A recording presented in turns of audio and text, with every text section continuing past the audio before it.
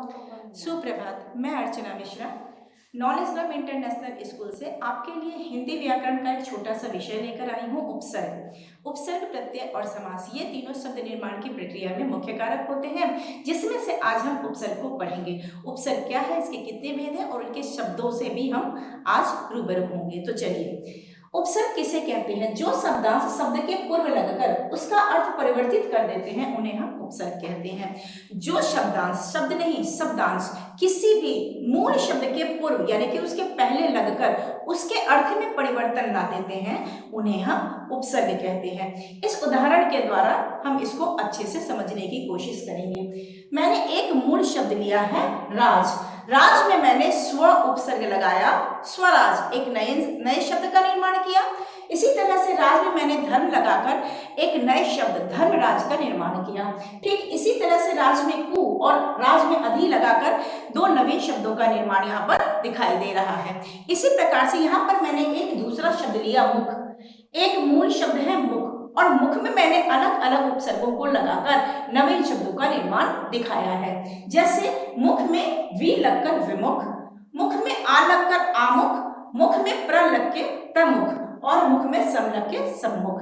तो यहाँ पर हमने जाना कि मूल शब्द के पूर्व जो शब्दांश लगते हैं और उस शब्द के अर्थ को परिवर्तित कर देते हैं, उन्हें हम उपसर्ग कहते हैं। चलिए आगे जानते हैं उपसर्ग के कितने भेद होते हैं। उपसर्ग के 4 भेद होते हैं। हिंदी के उपसर्ग, संस्कृत के उपसर्ग, उर्दू के उपसर्ग और संस्कृत के अव्यय। तो हिंदी के उपसर्ग अध, जैसे अधपका, अधबना, अधकचरा इत्यादि।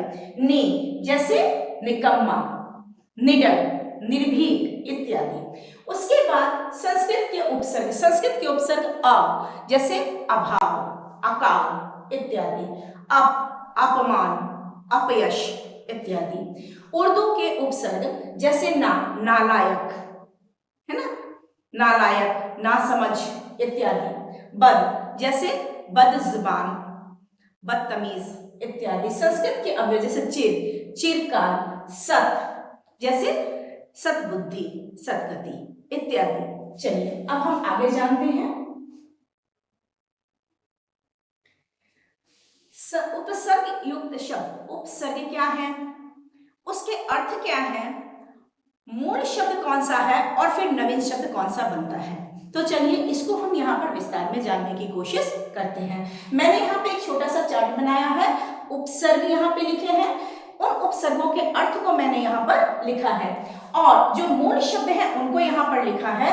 और ये उपसर्ग और ये मूल शब्द मिलकर जो नवीन शब्द का निर्माण कर रहे हैं, वो हमने यहाँ पर लिखा है।